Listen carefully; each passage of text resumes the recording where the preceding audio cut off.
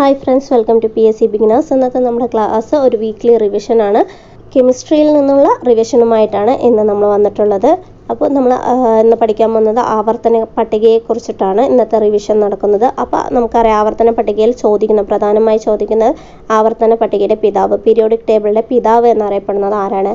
മെൻഡലീയേഫ് ആണ് പീരിയോഡിക് ടേബിളിൻ്റെ പിതാവ് എന്ന് അറിയപ്പെടുന്നത്. മെൻഡലീഫിൻ്റെ പീരിയോഡിക് നിയമം എന്താണെന്ന് പറഞ്ഞാൽ, മൂലകങ്ങളുടെ രാസഗുണങ്ങളും ഭൗതിക ഗുണങ്ങളും അവയുടെ ആറ്റോമിക മാസിൻ്റെ ആവർത്തന ഫലങ്ങളാണ് എന്നാണ് ആര് പറഞ്ഞത്? മെൻഡലീയേഫ് പറഞ്ഞത്. അദ്ദേഹം ആറ്റോമിക മാസിൻ്റെ അടിസ്ഥാനത്തിലാണ് ആവർത്തന പട്ടിക രൂപപ്പെടുത്തിയത്. ആധുനിക ആവർത്തന പട്ടികയുടെ പിതാവ് എന്നറിയപ്പെടുന്നത് ആരാണ്? ആധുനിക ആവർത്തന പട്ടികയുടെ പിതാവ് എന്നറിയപ്പെടുന്നത് ഹെൻറി മോസ്ലിയാണ്.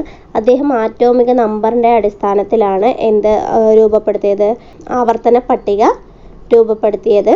അതിനാൽ തന്നെ ആധുനിക ആവർത്തന പട്ടികയുടെ സ്ഥാപകൻ എന്നറിയപ്പെടുന്നത് ഹെൻറി മോസ്ലി ആണ്.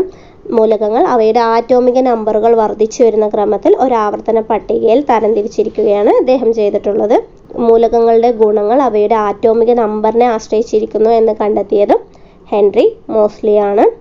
ഈ ആധുനിക ആവർത്തന പട്ടികയിൽ 118 മൂലകങ്ങളാണുള്ളത്. 7 പീരീഡുകളുണ്ട്, 18 ഗ്രൂപ്പുകളുമാണുള്ളത്. 7 പീരീഡുകൾ, 18 ഗ്രൂപ്പുകളുമാണുള്ളത്. പീരിയഡുകൾ എന്ന് വിളിക്കുന്ന 7 തിരശ്ചീന നിരകളും ഗ്രൂപ്പുകൾ എന്ന് വിളിക്കുന്ന 18 ലംബ നിരകളും ഉള്ളതിനാലാണ് ഈ പീരിയോഡിക് ടേബിളിൽ 7 പീരിയഡ് 18 ഗ്രൂപ്പുകൾ എന്ന് പറയുന്നത്. മൂലകങ്ങൾ അവയുടെ ആറ്റങ്ങളിലെ ഊർജ്ജ ഷെല്ലുകളുടെ എണ്ണത്തെ അടിസ്ഥാനമാക്കി പീരിയഡുകളിൽ ക്രമീകരിച്ചിരിക്കുന്നു. ഏതിലാണ്? പീരിയഡുകളിൽ ക്രമീകരിച്ചിരിക്കുന്നത്. എന്തിനെ അടിസ്ഥാനമാക്കി? മൂലകങ്ങൾ അവയുടെ ആറ്റങ്ങളിലെ ഊർജ്ജ ഷെല്ലുകളുടെ എണ്ണത്തെ അടിസ്ഥാനമാക്കിയിട്ടാണ്. ഹൈഡ്രജനും ഹീലിയത്തിനും ഓരോ ഊർജ്ജ ഷെല്ലുകൾ മാത്രമേ ഉള്ളൂ. അതിനാലാണ് അവയെ എന്തിൽ ഉൾപ്പെടുത്തിയിട്ടുള്ളത്? ആദ്യത്തെ പീരിയഡിൽ ഉൾപ്പെടുത്തിയിട്ടുള്ളത്. ആധുനിക ആവർത്തന പട്ടികയിലെ ഏറ്റവും ദൈർഘ്യമേറിയ പീരിയഡ് എന്ന് പറയുന്നത് 6ാമത്തെ പീരിയഡാണ്. 7ാമത്തെ പീരിയഡ് ഇപ്പോഴും പൂർത്തിയായിട്ടില്ല. ഒരു മൂലകത്തിൻ്റെ സബ് ഷെൽ ഇലക്ട്രോൺ വിന്യാസത്തിൽ ബാഹ്യതമ ഷെല്ലിൻ്റെ നമ്പർ തന്നെയാണ് അത് ഉൾക്കൊള്ളുന്ന പീരിയഡ് നമ്പർ എന്ന് പറയുന്നത്. അടുത്തത് ബ്ലോക്കുകളെ S block, P block, D block, F block എന്നിങ്ങനെ 4ആയിട്ട് തരംതിരിച്ചിട്ടുണ്ട്. S block, P block, D block, F block ഇങ്ങനെ 4ആയി തരംതിരിച്ചിരിക്കുന്നു. അവസാന ഇലക്ട്രോൺ പൂരണം നടക്കുന്നത് ഏത് സബ് ഷെല്ലിലാണോ അതായിരിക്കും ആ മൂലകം ഉൾപ്പെടുന്ന ബ്ലോക്ക് എന്ന് പറയുന്നത്. പീരിയോഡിക് ടേബിളിൽ 1, 2 ഗ്രൂപ്പുകളിൽ ഉൾപ്പെടുന്ന മൂലകങ്ങളെ എസ് ബ്ലോക്കിലും 13 മുതൽ 18 വരെ ഈ 1, 2 എന്നിവയിൽ ഉൾപ്പെടുന്നവയെ എസ് ബ്ലോക്കിലും 13 മുതൽ 18 വരെയുള്ളവയെ പി ബ്ലോക്കിലും 3 മുതൽ 12 വരെയുള്ളവയെ ഡി ബ്ലോക്കിലും അതിൻ്റെ താഴെ കിടക്കുന്ന 2 ലൈനിലുള്ളവയെ എഫ് ബ്ലോക്കിലുമാണ് ഉൾപ്പെടുത്തിയിട്ടുള്ളത്. ഗ്രൂപ്പ്. ഒരേ ഗ്രൂപ്പിലെ മൂലകങ്ങൾ രാസഭൗതിക സ്വഭാവങ്ങളിൽ സമാനത പ്രകടിപ്പിക്കുന്നു. അപ്പോൾ ഗ്രൂപ്പ് നമ്പർ വെച്ചിട്ട് മൂലക കുടുംബങ്ങളെ ഉണ്ടാക്കിയിട്ടുണ്ട്. അതിലുള്ളവയെല്ലാം ഒരു വിധത്തിൽ സമാന സ്വഭാവ ഗുണങ്ങളാണ് ആ ഗ്രൂപ്പിലെ മൂലകങ്ങൾ എല്ലാം പ്രകടമാക്കിയിട്ടുള്ളത്. അതിൻ്റെ അടിസ്ഥാനത്തിൽ അവയെ ഓരോ കുടുംബങ്ങളായി തരംതിരിച്ചിട്ടുമുണ്ട്. അങ്ങനെയാണ് 1ാം നമ്പർ ഗ്രൂപ്പിലെ മൂലകങ്ങളെ പറയുന്ന പേരാണ് ആൽക്കലി ലോഹങ്ങൾ എന്ന്. അപ്പോൾ ആദ്യത്തെ ഗ്രൂപ്പിൽ വരുന്നത് ആൽക്കലി ലോഹങ്ങളാണ്. അതിലാണ് lithium, sodium, potassium, rubidium, caesium, francium എന്നിവ വരുന്നത്. ഏതിലാണ് ചോദിച്ചാൽ അത് ആൽക്കലി ലോഹങ്ങളിലാണ്.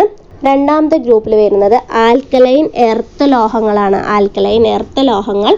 ആ ആൽക്കലൈൻ എർത്ത് ലോഹങ്ങളിൽ പെടുന്ന മൂലകങ്ങൾ ഏതൊക്കെയാണെന്ന് ചോദിച്ചാൽ beryllium, magnesium, calcium, strontium, barium, radium എന്നിവയാണ് ഏതിൽ വരുന്നത്? ആൽക്കലൈൻ എർത്ത് ലോഹങ്ങളിൽ വരുന്നത്. 3 മുതൽ 12 വരെയുള്ള ഗ്രൂപ്പ് നമ്പറിൽ വരുന്ന മൂലകങ്ങളെ പറയുന്ന പേരുകളാണ് സംക്രമണ മൂലകങ്ങൾ എന്ന്. എങ്ങനെയാണ് സംക്രമണ മൂലകങ്ങൾ എന്ന് പറയുന്നത്? അടുത്തത് 13ാം ഗ്രൂപ്പിലെ മൂലകങ്ങളെ വിളിക്കുന്ന പേരാണ് ബോറോൺ കുടുംബം. 13ാം ഗ്രൂപ്പ് ബോറോൺ കുടുംബം. Boron, aluminium, gallium, indium, thallium, nihonium എന്നിവയെല്ലാം ഈ ബോറോൺ കുടുംബത്തിലാണ് വരുന്നത്. അടുത്തത് 14ാം ഗ്രൂപ്പ് കാർബൺ കുടുംബം. കാർബൺ കുടുംബം പറഞ്ഞാൽ അതിൽ കാർബൺ ഉണ്ടാവുമെന്ന് ഓർക്കാമല്ലോ. Carbon, silicon, germanium, tin, lead, flerovium എന്നിവയെല്ലാം വരുന്നത് കാർബൺ കുടുംബത്തിലാണ്. അടുത്തത് 15ാം ഗ്രൂപ്പ് മൂലകം നൈട്രജൻ കുടുംബം. Nitrogen, phosphorus, arsenic, antimony, bismuth, moscovium എന്നിവ വരുന്നത് നൈട്രജൻ കുടുംബത്തിലാണ്. 16ാം ഗ്രൂപ്പ് ഓക്സിജൻ കുടുംബം. ചാൽക്കോജൻസ് എന്നറിയപ്പെടുന്നു. Oxygen, sulphur, selenium, tellurium, polonium, livermorium എന്നിവയാണ് ഓക്സിജൻ കുടുംബത്തിൽ വരുന്നത്. അടുത്തത് 17ാം ഗ്രൂപ്പ് അറിയപ്പെടുന്നത് ഹാലോജനുകൾ എന്നാണ്. Fluorine, chlorine, bromine, iodine, astatine, tennessine എന്നിവ ഹാലോജനുകളിൽ പെടുന്ന മൂലകങ്ങളാണ്. 18ാം ഗ്രൂപ്പ് അറിയപ്പെടുന്നത് ഉത്കൃഷ്ടവാതകങ്ങൾ അല്ലെങ്കിൽ അലസവാതകങ്ങൾ എന്നാണ് അറിയപ്പെടുന്നത്. അതിലാണ് ഹീലിയവും, നിയോണും, ആർഗോണും, ക്രിപ്റ്റോണും, സെനോണും, റഡോണും, ഒഗനൈസനും എല്ലാം ഉൾപ്പെടുന്നത് ഈ ഉത്കൃഷ്ട വാതകങ്ങളിലാണ്. പീരിയഡിക് ടേബിളിൽ 3 മുതൽ 12 വരെ ഗ്രൂപ്പിലുള്ള മൂലകങ്ങളാണ് സംക്രമണ മൂലകങ്ങൾ എന്ന് നമ്മൾ പറഞ്ഞു. അതിലാണ് ഇരുമ്പും, ചെമ്പും, നിക്കലും, കൊബാൾട്ടും എല്ലാം പെടുന്നത് ഏതാണ്? ഈ സംക്രമണ മൂലകങ്ങളിലാണ്. ഈ സംക്രമണ മൂലകങ്ങൾ, ട്രാൻസിഷൻ മെറ്റൽസ് എന്ന് പറയുന്നത് ലോഹങ്ങളാണ്. 2ാം ഗ്രൂപ്പിലെ ലോഹീയ സ്വഭാവം കൂടിയ ലോഹത്തിൽ നിന്നും 3ാം ഗ്രൂപ്പിലെ ലോഹീയ സ്വഭാവം കുറഞ്ഞ ലോഹത്തിലേക്കുള്ള അനുക്രമമായ സംക്രമണം സൂചിപ്പിക്കുന്ന മൂലകങ്ങളാണ് ഈ സംക്രമണ മൂലകങ്ങൾ എന്ന് പറയപ്പെടുന്നത്. സംക്രമണ മൂലകങ്ങളുടെ സംയുക്തങ്ങൾ മിക്കവയും എങ്ങനെയുള്ളവയാണ് എന്നാണ് പറയുന്നത്? നിറമുള്ള സംയുക്തങ്ങളാണ്. അവയിലെ അയോണുകളുടെ സാന്നിധ്യമാണ് നിറത്തിനു കാരണം. ഗ്രൂപ്പുകളിലും പിരീഡുകളിലും രാസഗുണങ്ങളിൽ സാദൃശ്യം കാണിക്കുകയും ചെയ്യുന്നു. അപ്പോൾ ഈ സംക്രമണ മൂലകങ്ങളിൽ തന്നെ കപട സംക്രമണ മൂലകങ്ങൾ എന്നിവ കൂടിയുണ്ട്. എന്താണ് ഈ കപട സംക്രമണ മൂലകങ്ങൾ എന്ന് പറയുന്നത്? ഈ സംക്രമണ മൂലകങ്ങൾ നമ്മൾ പറഞ്ഞു അവയുടെ ഗുണങ്ങളെല്ലാം രാസഗുണങ്ങളിൽ സാദൃശ്യം കാണിക്കുന്നുണ്ട് എന്ന് പറഞ്ഞു. എന്നാൽ ചില മൂലകങ്ങൾ മാത്രം ഈ പൊതുഗുണം കാണിക്കുന്നില്ല. എല്ലാ പൊതുഗുണങ്ങളും ഒന്നും കാണിക്കുന്നില്ല എന്നല്ല, എല്ലാ പൊതുഗുണങ്ങളും കാണിക്കില്ല. അങ്ങനെയുള്ള മൂലകങ്ങളെയാണ് കപട സംക്രമണ മൂലകങ്ങൾ എന്ന് പറയുന്നത്. പ്രാതിനിധ്യ മൂലകങ്ങൾ എന്ന് പറഞ്ഞാൽ എന്താണ്? ബാഹ്യതമ ഷെല്ലിൽ 1 മുതൽ 8 വരെ ഇലക്ട്രോണുകൾ അടങ്ങിയിട്ടുള്ള മൂലകങ്ങളെയാണ് പ്രാതിനിധ്യ മൂലകങ്ങൾ എന്ന് പറയുന്നത്. 1 മുതൽ 8 വരെ ഇലക്ട്രോണുകൾ അടങ്ങിയ മൂലകങ്ങളെയാണ് പ്രാതിനിധ്യ മൂലകങ്ങൾ എന്ന് പറയുന്നത്. എസ് ബ്ലോക്ക്, പി ബ്ലോക്ക് മൂലകങ്ങളെ ഒരുമിച്ച് വിളിക്കുന്ന പേരാണ് പ്രാതിനിധ്യ മൂലകങ്ങൾ. അപ്പം പ്രാതിനിധ്യ മൂലകങ്ങൾ ഏത് ബ്ലോക്കിലുള്ളവയെ വിളിക്കുന്നതാണെന്ന് ചോദിച്ചാൽ എസ് ബ്ലോക്കിലെയും പി ബ്ലോക്കിലെയും മൂലകങ്ങളെ ഒരുമിച്ച് വിളിക്കുന്ന പേരാണ് പ്രാതിനിധ്യ മൂലകങ്ങൾ എന്ന് പറയുന്നത്. ഹാലജനുകൾ എന്ന് പറഞ്ഞാൽ എന്താണ്? ഗ്രൂപ്പ് 17 മൂലകങ്ങളെയാണ് ഹാലജനുകൾ എന്നറിയുന്നത്. ഇവ ലവണം ഉൽപ്പാദിപ്പിക്കുന്നു എന്നാണ് ഇതിൻ്റെ അർത്ഥം. ലവണം ഉൽപ്പാദിപ്പിക്കുന്ന മൂലകങ്ങളാണ് ഹാലജനുകൾ. ഹാലജനുകൾ ലോഹങ്ങളുമായി പ്രവർത്തിപ്പിക്കുമ്പോൾ ലഭിക്കുന്ന ഹാലജൻ സംയുക്തമാണ് ഹാലൈഡുകൾ എന്നറിയപ്പെടുന്നത്. സമുദ്രത്തിൽ നിന്നും വേർതിരിച്ചെടുക്കുന്ന ഹാലജനുകളാണ് ക്ലോറിൻ, ബ്രോമിൻ, അയഡിൻ എന്നിവ. ഏതൊക്കെയാണ്? ക്ലോറിൻ, ബ്രോമിൻ, അയഡിൻ എന്നിവ. ഖരരൂപത്തിലോ ദ്രാവക രൂപത്തിലോ ബ്ലീച്ചിങ് ഏജന്റായി ഉപയോഗിക്കുന്ന മൂലകമാണ് ക്ലോറിൻ എന്ന് പറയുന്നത്. അപ്പോൾ സമുദ്രജലത്തിൽ നിന്ന് വേർതിരിച്ചെടുക്കുന്ന ഹാലജനുകളാണ് ക്ലോറിനും, ബ്രോമിനും, അയഡിനും. ഖരരൂപത്തിലോ ദ്രാവക രൂപത്തിലോ ബ്ലീച്ചിങ് ഏജന്റായി ഉപയോഗിക്കുന്ന മൂലകമാണ് ക്ലോറിൻ എന്ന് പറയുന്നത്. അതുപോലെ നീന്തൽ കുളങ്ങളിൽ അണുക്കളെ കൊല്ലാൻ ഉപയോഗിക്കുന്നതും അതുപോലെ ബ്ലീച്ചിങ് പൗഡറിലെ പ്രധാന ഘടകമൊക്കെ ചോദിച്ചാൽ അത് ഈ ക്ലോറിൻ തന്നെയാണ്. ക്ലോറിൻ ബ്ലീച്ചിങ് പ്രവർത്തനം നടത്തുന്നത് ഓക്സീകരണത്തിലൂടെയാണ് ക്ലോറിൻ ബ്ലീച്ചിങ് പ്രവർത്തനങ്ങൾ നടത്തുന്നത്. ഫ്ലൂറിൻ്റെ ആധിക്യം മൂലമുണ്ടാകുന്ന രോഗമാണ് ഫ്ലൂറോസിസ് എന്ന് പറയുന്നത്. ഫ്ലൂറിൻ്റെ ആധിക്യം മൂലമുണ്ടാകുന്ന രോഗം ഏതാണെന്ന് ചോദിച്ചാൽ അത് ഫ്ലൂറോസിസ് ആണ്. പ്രകൃതിയിൽ ഏറ്റവും കുറവ് കാണുന്ന മൂലകമാണ് ഫ്ലൂറിൻ എന്ന് പറയുന്നത്. അതിൻ്റെ ആധിക്യം മൂലമുണ്ടാകുന്ന രോഗമാണ് ഫ്ലൂറോസിസ് എന്ന് പറയുന്നത്. ഏറ്റവും സാധാരണയായി ഉപയോഗിക്കുന്ന ഹാലജനുകളാണ് അയോഡിൻ എന്ന് പറയുന്നത്. ഏറ്റവും സാധാരണയായി ഉപയോഗിക്കുന്നവയാണവ. കടൽ കളകളിൽ ധാരാളമായി കാണപ്പെടുന്ന മൂലകം കൂടിയാണ് അയോഡിൻ എന്ന് പറയുന്നത്. തൈറോയ്ഡ് ഗ്രന്ഥിയുടെ പ്രവർത്തനത്തെ നിയന്ത്രിക്കുന്ന മൂലകമാണ്. അന്നജ പരിശോധനയ്ക്ക് ഉപയോഗിക്കുന്ന പദാർത്ഥമാണ് അയോഡിൻ ലായനി. അത് ചേർക്കുമ്പോൾ എന്താവും? അന്നജം കടും നീല നിറത്തിലായി മാറുന്നു. അപ്പോൾ സൂപ്പർ ഹാലജൻ എന്ന് പറയുന്നത് ഫ്ലൂറിനാണ്. സിന്തറ്റിക് ഹാലജൻ എന്ന് പറയുന്നത് അസ്റ്റാറ്റിൻ ആണ്. സോളിഡ് ഹാലജൻ എന്ന് പറയുന്നത് അയഡിനാണ്. സ്യൂഡോ ഹാലജൻ എന്ന് പറയുന്നത് സിയാനോജനാണ്. Super halogen fluorine, synthetic halogen astatine, solid halogen iodine, pseudo halogen cyanogen എന്നിവയാണ്. ഉത്കൃഷ്ടവാതകങ്ങൾ അല്ലെങ്കിൽ അലസവാതകങ്ങൾ എന്നറിയപ്പെടുന്നത്. നമ്മൾ പറഞ്ഞു 18ാം ഗ്രൂപ്പിലെ മൂലകങ്ങളെയാണ് ഉത്കൃഷ്ടവാതകങ്ങൾ അല്ലെങ്കിൽ അലസവാതകങ്ങൾ എന്ന് പറയുന്നത് എന്ന് നമ്മൾ പറഞ്ഞു. ഇവ ഏക ആറ്റോമിക തന്മാത്രകളാണ് ഈ 18ാം ഗ്രൂപ്പ് മൂലകങ്ങളിൽ പെടുന്നത്. സാധാരണയായിട്ട് ഇവ മറ്റു മൂലകങ്ങളുമായിട്ട് ഒന്നും എന്ത് ചെയ്യില്ല, സംയോജിക്കത്തില്ല. അതുകൊണ്ടാണ് ഇവയെ അലസവാതകങ്ങൾ എന്നറിയപ്പെടുന്നത്. ഈ അലസവാതകങ്ങളെ തന്നെയാണ് നിഷ്ക്രിയവാതകങ്ങൾ എന്നും നോബിൾ വാതകങ്ങൾ, ഇനേർട്ട് ഗ്യാസ്, സീറോ ഗ്രൂപ്പ് മൂലകങ്ങൾ എന്നെല്ലാം അറിയപ്പെടുന്നത് ഈ ഉത്കൃഷ്ടവാതകങ്ങൾ അല്ലെങ്കിൽ ഈ അലസവാതകങ്ങളെ തന്നെയാണ്. ഇവയുടെ ഇലക്ട്രോൺ അഫിനിറ്റി എന്ന് പറയുന്നത് 0 ഏറ്റവും കൂടുതൽ താപചാലകത കാണിക്കുന്ന അലസവാതകം ഏതാണെന്ന് ചോദിച്ചാൽ അത് ഹീലിയമാണ്. ഏറ്റവും കൂടുതൽ 18ാം ഗ്രൂപ്പ് എന്നല്ല പറഞ്ഞാൽ, അപ്പോൾ അതിൽ ഹീലിയം പെടണ്ടല്ലോ. അപ്പോൾ ഏറ്റവും കൂടുതൽ താപചാലകത കാണിക്കുന്ന വാതകം ഏതാണ്? ഹീലിയമാണ്. ഹൈഡ്രജൻ കഴിഞ്ഞാൽ ഏറ്റവും ഭാരം കുറഞ്ഞ വാതകം ഏതാണ്? ഹീലിയമാണ്. അതുപോലെ അന്തരീക്ഷ ബലൂണുകളിലും സ്കൈ ഷിപ്പുകളിലും ഉപയോഗിക്കുന്ന വാതകവും ഹീലിയം തന്നെയാണ്. ഇത് ആദ്യമായിട്ട് കണ്ടെത്തിയത് സൂര്യൻ്റെ അന്തരീക്ഷത്തിലാണ്. എന്തിനെ കണ്ടെത്തിയത്? ഹീലിയത്തിനെ കണ്ടെത്തിയത്. കാലാവസ്ഥാ നിരീക്ഷണത്തിന് ഉപയോഗിക്കുന്ന ബലൂണുകളിൽ നിറച്ചിരിക്കുന്ന വാതകവും ഹീലിയമാണ്. അപ്പോൾ ഉത്കൃഷ്ടവാതകമെന്നോ അലസവാതകമെന്നോ അല്ലെങ്കിൽ നിഷ്ക്രിയവാതകമെന്നോ നോബിൾ വാതകങ്ങൾ എന്നോ ഇനേർട്ട് ഗ്യാസ്, സീറോ ഗ്രൂപ്പ് മൂലകങ്ങൾ എന്ത് വന്ന് ചോദിച്ചാലും അവയെല്ലാം ഒന്ന് തന്നെയാണ്. അങ്ങനെ പേര് വെച്ചിട്ട് ഏറ്റവും ഇവയിൽ ഉയർന്ന താപചാലകത കാണിക്കുന്ന വാതകം ഏതാണ്? നിഷ്ക്രിയവാതകമെന്നോ അല്ലെങ്കിൽ മറ്റേതെങ്കിലും പേര് വെച്ചിട്ട് ചോദിക്കുകയെന്ന് പറഞ്ഞാൽ അത് ഹീലിയം തന്നെയാണ്. ലാദനോയിഡുകളും ആക്റ്റിനോയിഡുകളും. ലാദനത്തിനും ആക്റ്റിനത്തിനും ശേഷം വരുന്ന 14 മൂലകങ്ങളെ വീതം താഴെ 2 നിരകളിലായി ക്രമീകരിച്ചിരിക്കുന്നവയാണ് എഫ് ബ്ലോക്ക് മൂലകങ്ങൾ. നമ്മൾ പറഞ്ഞല്ലേ, എഫ് ബ്ലോക്ക് മൂലകങ്ങൾ എന്ന് പറയുന്നത് താഴെയുള്ള ഈ 2 നിരകളിലുള്ളവയാണ് എഫ് ബ്ലോക്ക് മൂലകങ്ങൾ എന്ന് പറഞ്ഞിട്ടുണ്ടായിരുന്നു. അതിനെയാണ് ലാന്തനോയിഡുകളും ആക്റ്റിനോയിഡുകളും എന്ന് പറയുന്നത്. അതിൽ ഒന്നാമത്തെ നിരയിലുള്ളവയെ ലാന്തനോയിഡ് എന്നും രണ്ടാമത്തെ നിരയിലുള്ളവയെ ആക്റ്റിനോയിഡുകൾ എന്നുമാണ് പറയുന്നത്. ഇവയുടെ അവസാനത്തെ ഇലക്ട്രോൺ വിന്യാസം ഏതായിരിക്കും? എഫ് ആയിരിക്കും. എന്നാൽ ഇവ ഡി ബ്ലോക്ക് മൂലകങ്ങളെ പോലെ തന്നെ മിക്കവയും വ്യത്യസ്ത ഓക്സീകരണ അവസ്ഥ പ്രകടിപ്പിക്കുകയാണ് ഉള്ളത്. ഈ എഫ് ബ്ലോക്ക് മൂലകങ്ങളെ അറിയപ്പെടുന്നത് അന്തഃസംക്രമണ മൂലകങ്ങൾ എന്നാണ്. ഇന്നർ ട്രാൻസിഷൻ എലമെന്റ് എന്നാണ് അറിയപ്പെടുന്നത്. അല്ലെങ്കിൽ അപൂർവ ഭൂമി മൂലകങ്ങൾ എന്നറിയപ്പെടുന്നതും ഈ എഫ് ബ്ലോക്ക് മൂലകങ്ങളെയാണ്. ഈ 6ാം പീരീഡിൽ ലാന്തനത്തിനും ശേഷം തോറിയം മുതൽ ലുട്ടേഷ്യം വരെയുള്ള അന്തഃസംക്രമണ മൂലകങ്ങളാണ് ലാന്തനോയിഡുകൾ എന്നറിയപ്പെടുന്നത്. അപ്പോൾ ലാന്തനത്തിന് ശേഷം തോറിയം മുതൽ ലുട്ടേഷ്യം വരെയുള്ള മൂലകങ്ങൾ ലാന്തനോയിഡുകൾ എന്നറിയപ്പെടുന്നത്. ഈ ലാന്തനോയിഡുകൾ അറിയപ്പെടുന്ന മറ്റൊരു പേരാണ് റയർ എർത്ത് മൂലകങ്ങൾ. നമ്മൾ പറഞ്ഞ പോലെ അപൂർവ ഭൂമി മൂലകങ്ങൾ എന്നറിയപ്പെടുന്നു. റയർ എർത്ത് മൂലകങ്ങൾ എന്നറിയപ്പെടുന്നത് ലാന്തനോയിഡുകളാണ്.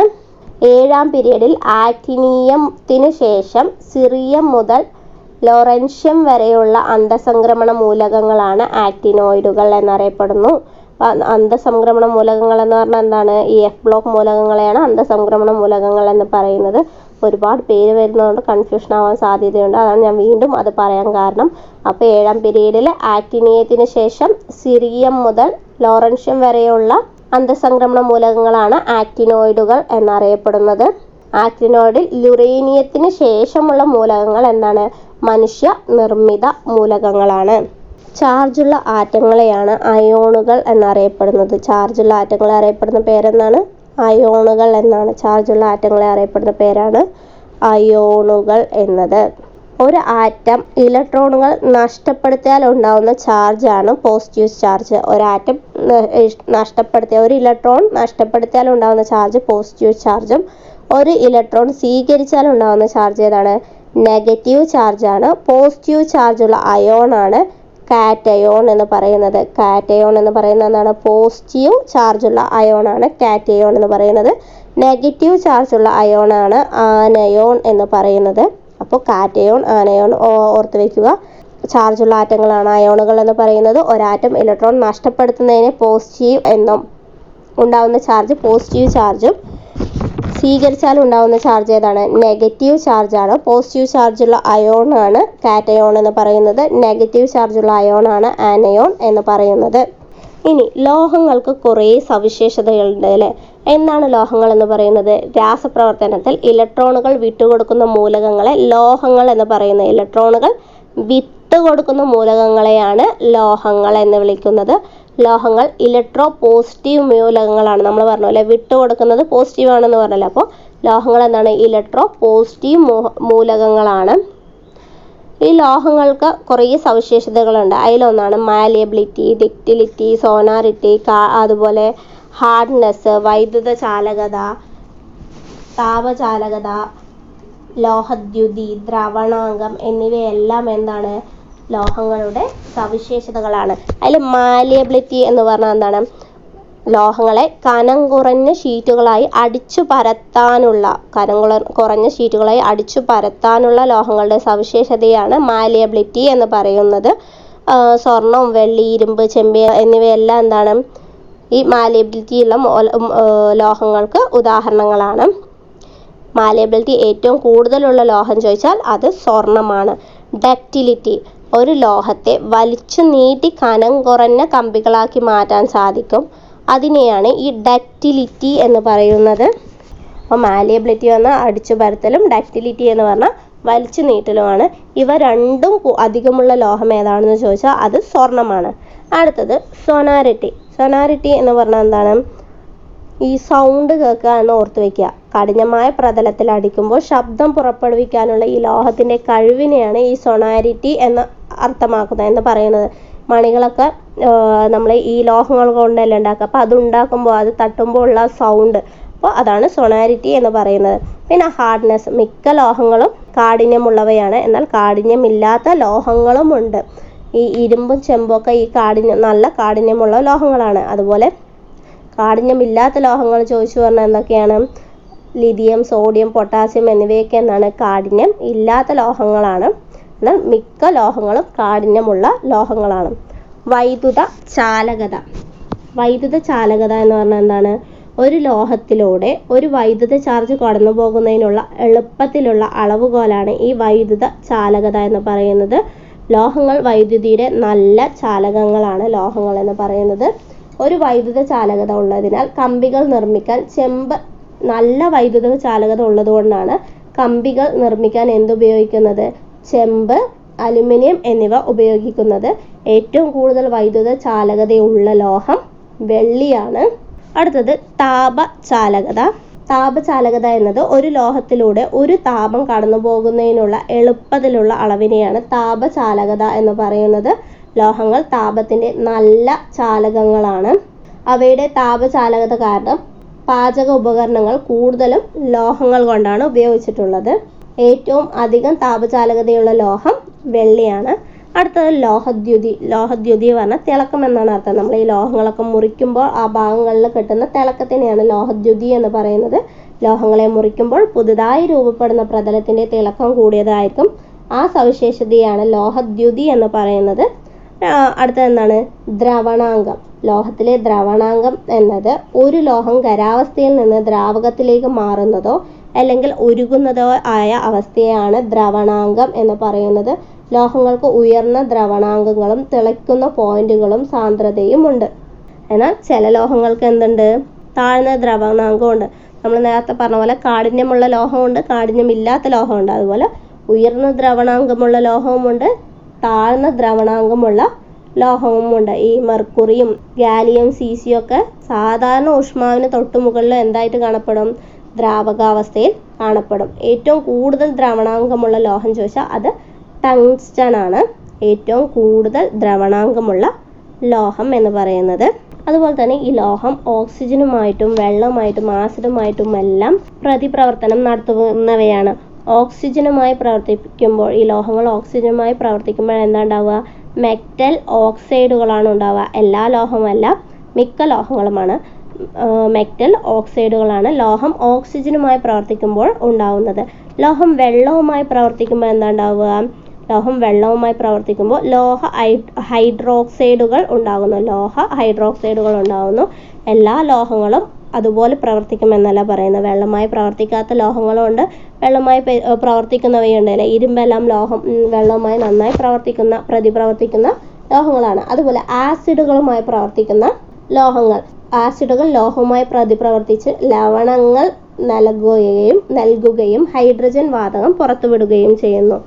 അതുപോലെ ബേസുമായി ലോഹത്തിന്റെ പ്രവർത്തനം എങ്ങനെയാണെന്ന് ചോദിച്ചാൽ, പ്രതിപ്രവർത്തനം എങ്ങനെയാണെന്ന് ചോദിച്ചാൽ, ചില ലോഹങ്ങൾ ഒരു ബേസുമായി പ്രവർത്തിച്ച് ലവണങ്ങളും ഹൈഡ്രജൻ വാതകങ്ങളും ഉണ്ടാകും. ലോഹങ്ങളെ കുറിച്ച് മൊത്തത്തിൽ പറയുകയാണെന്ന് പറഞ്ഞാലും അവയുടെ സവിശേഷതകളായാലും അവയുടെ പ്രതിപ്രവർത്തനങ്ങളിലും എല്ലാ ലോഹങ്ങൾക്കും ഒരുപോലെയല്ല. ഇനി നമുക്ക് കുറച്ച് ലോഹ സങ്കരങ്ങളുടെ പേരുകൾ കൂടി നോക്കാം. വെങ്കലം, ബ്രോൺസ്, അവയിലുള്ള ആ ലോഹസങ്കരത്തിൽ, വെങ്കലം എന്ന് പറയുന്നത് ഒരു ലോഹസങ്കരമാണ്. അതിലുള്ള ലോഹസങ്കരങ്ങൾ, മൂലകങ്ങൾ ഏവയൊക്കെയാണെന്ന് ചോദിച്ചാൽ, വെങ്കലത്തിൽ കോപ്പറും ടിന്നുമാണുള്ളത്. കോപ്പറും ടിന്നുമാണ് വെങ്കലത്തിലുള്ളത്. പിച്ചളയിലുള്ളത് കോപ്പറും സിങ്കുമാണ്. അലുമിനിയം വെങ്കലത്തിലുള്ളത് അലുമിനിയവും കോപ്പറുമാണ്. അലുമിനിയം വെങ്കലത്തിലുള്ളത്. ടൈപ്പ് മെറ്റലിലുള്ളത് കോപ്പർ, ടിന്ന്, ലെഡ്, ആന്റിമണി എന്നിവയാണ്. ഏതൊക്കെയാണ്? കോപ്പർ, ടിന്ന്, ലെഡ്, ആന്റിമണി എന്നിവയാണ് ടൈപ്പ് മെറ്റലിലുള്ളത്. ഗൺ മെറ്റലിലുള്ളത് എന്തൊക്കെയാണ്? കോപ്പർ, ടിന്ന്, സിങ്ക് എന്നിവയാണ് ഗൺ മെറ്റലിലുള്ളത്. അൽനിക്കോലുള്ളത് അലുമിനിയം, നിക്കൽ, കൊബാൾട്ട്, അയൺ എന്നിവയാണ് അൽനിക്കോലുള്ളത്. നിക്രോമിലാണ് നിക്കൽ, അയൺ, ക്രോമിയം, മാംഗനീസ് എന്നിവയുള്ളത്. നമ്മളെ ഫ്യൂസ് വയറിലുള്ളത് ടിന്നും ലെഡുമാണ് അതിലുള്ളത്. ഡുറാലുമിനിയത്തിലുള്ളത് അലുമിനിയം, കോപ്പർ, മാംഗനീസ്, മഗ്നീഷ്യം എന്നിവയാണ് ഡുറാലുമിനിയം ഉള്ളത്. സ്റ്റീലിലുള്ളത് അയണും കാർബണുമാണ്. സ്റ്റീലിൽ ഏതൊക്കെയുള്ളത്? അയണും കാർബണുമാണ് സ്റ്റീൽ ഉള്ളത്. ജർമ്മൻ സിൽവറിൽ കോപ്പർ, നിക്കൽ, സിങ്ക് എന്നിവയാണ് ജർമ്മൻ സിൽവറിൽ ഉള്ളത്. അപ്പോൾ ഇവയൊക്കെയാണ് ഇമ്പോർട്ടൻ്റ്. ഇതൊരു റിവിഷൻ ക്ലാസ് ആയതുകൊണ്ടാണ് ഒരുപാട് കാര്യങ്ങളായിട്ട് നമ്മൾ പറയാതെ ഇരുന്നത്. ഒരുവിധം കാര്യങ്ങളെല്ലാം ഉൾപ്പെടുത്തിയിട്ടുണ്ട് എന്നുള്ളതാണ് എൻ്റെ വിശ്വാസം. അപ്പോൾ നിങ്ങൾക്ക് ഇഷ്ടപ്പെട്ടാൽ ലൈക്ക് ചെയ്യുക, സബ്സ്ക്രൈബ് ചെയ്യുക. വീണ്ടും പുതിയൊരു ക്ലാസ്സുമായി വരുന്നത് വരെ ഓക്കെ, ബൈ.